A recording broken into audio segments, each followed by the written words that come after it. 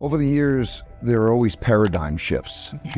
One gets used to a certain type of environment, and then there are periods of time where they shift to a very different kind of environment. For example, the 1920s were the exact opposite of the 1930s. So the transition from the 20s to the 30s shocked people. And so you come to periods of time where something has gone on for a long time, such as the easing of monetary policy, but also the quantitative easing. That paradigm, that leveraging up, for example, can continue. But yet, late in cycles, people extrapolate that which happened in the past, and so there are these surprises. I think there are always these paradigm shifts, and I think by stepping back and seeing history from a longer-term perspective is very helpful. I think the Fed made a mistake, and I think the Fed understands that it made a mistake in assuming that this is a normal cycle. And what they thought was, if you pick up growth and lower unemployment, you're going to produce inflation. We're living in a different world now for various reasons, a world of a lot of excess capacity, a world of digitalization and so on, in which that's not the big thing. The big thing is the fact that we're approaching an end of the power of central banks to stimulate. So the big thing is that we have a very big asymmetric risk. If the economy turns down, and we're late in the cycle, so a downturn will come, there is a lack of ability by central banks to be able to be stimulative and to reverse that. And that's happening at a time where there's great wealth polarity. So if the left and the right, or the rich and the poor, are at each other's throats at this time, and this is when times are good, imagine what it's going to be like when we have a downturn and there's an inability of central banks to respond to that. So that shift in Fed policy, which came at the end of the year, was necessitated by these weakening conditions around the world. I think the key is us staying on top of these changes that we're talking about and responding to them. First of all, I think every portfolio should have the right amount of diversification in it. Gold is an important portfolio diversifier. However, let me be clear, I don't think anyone should have a concentrated portfolio now, okay? So people can hone in on one comment I'm making. I think that the notion of creating a balanced portfolio is the most important thing that they can do right now, because wealth can't so much be destroyed as it can be shifted. And so the world right now largely looks, to me, leverage long. In other words, there's been a lot of borrowing to buy assets, to buy companies. Companies have borrowed money to buy their equities back and so on.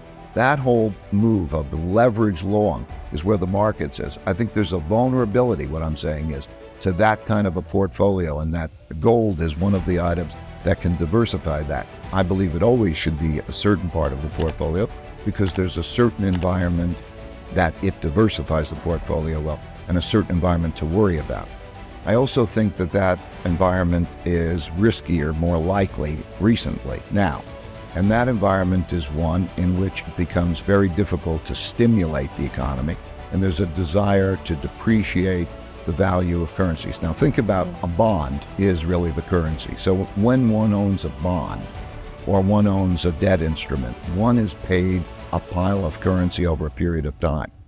When there are a lot of obligations like that, a lot of debt, or even unfunded obligations like pension obligations or healthcare obligations that the world has, a lot of obligations, and there's not an effective monetary policy to lower interest rates and stimulate, as we're talking about, there needs to be a printing of money that running larger deficits. We're going to come into an environment, I think, in which there are going to be larger deficits that are increasingly monetized.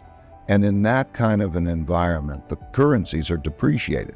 I think that in an evolutionary way, over the next 1, 2, and 3 years, that there will be a turn for the worse. Yes, I think that there'll be an environment in which you're going to have excess capacity and debt restructurings and political issues entering into it. I think there's going to be an effect, a risk. Well, of course, recessions are always inevitable. The only question is when. And I think that you're seeing this around the world. You could see it through Asia. You could see it in Europe, and you could see it in the United States. Let's step back maybe and put the big factors in perspective, I think, and then put a time horizon to that. I think the big factors are we are rather late in both the short-term debt cycles and the long-term debt cycles, meaning the capacity of central banks to produce stimulation. It can be measured by their ability to lower interest rates significantly and do quantitative easing and have that purchased. We have a problem there. Okay, that's a big thing, but it's not an immediate problem. It's a problem that is going to come in the next 1 or 2 years. You're seeing it in Europe, you see it in Japan, and to some extent you're seeing it in the United States. In addition, we have the wealth gap. And with that wealth gap, we have the classic political conflict, very much like the 1930s, in which that means that there's greater polarity, greater extremes in both of those. And that will play a role, because if you change policies, you will have a big effect. For example, when we cut the corporate taxes, that puts stocks up because after taxes you get more, so you pay more for your stocks. That'll change. So we have this polarity, very much like the 1930s, an inability to stimulate in the same way, and a polarity. In addition, we have China as an emerging country, challenging the United States as an established country. And that creates a theme. That creates a protectionist type of environment, very much like the 1930s. And it also has implications in terms of all sorts of conflict and, frankly, sand in the gears of the efficiency of the economy. For example, the supply lines.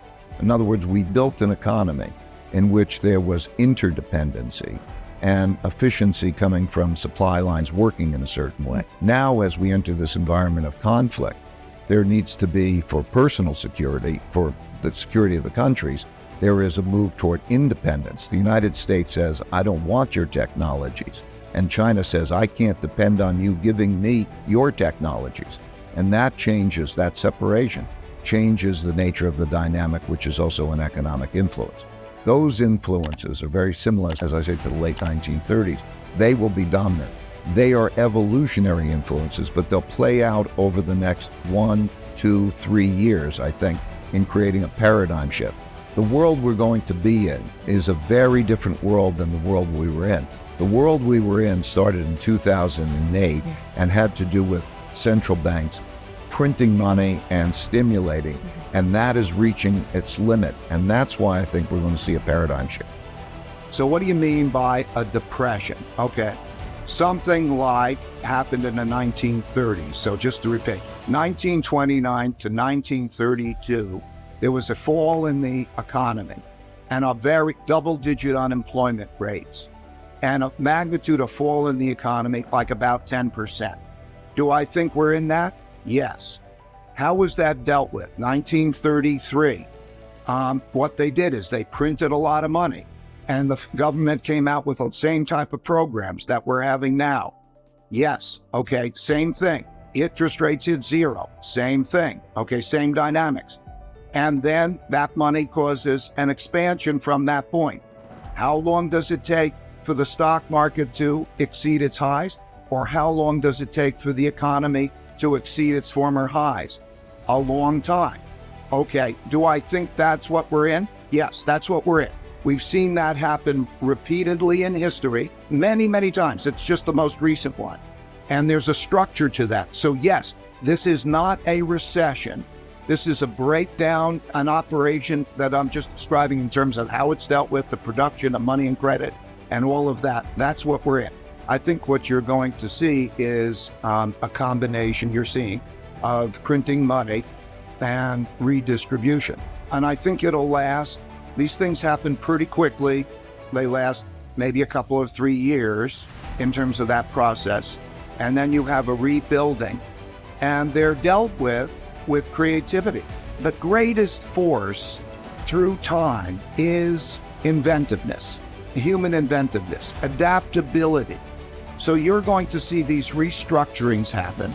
And it's the power of that adaptation that is the greatest power. I did a study that goes back 500 years, and it shows real GDP, in other words, economic activity, going back there. And there's a line, and you don't see these depressions, as we're calling them, even on that line. They barely wiggles. When you go into it and you look at that piece, that's what it looks like. GDP falls 10%, unemployment goes up, and it passes. And because the greatest force is the force of adaptation and inventiveness if we can operate well together. The world will be very different. There'll be a new world order, but it will pass and will be inventive because what we're dealing with now is just money and credit.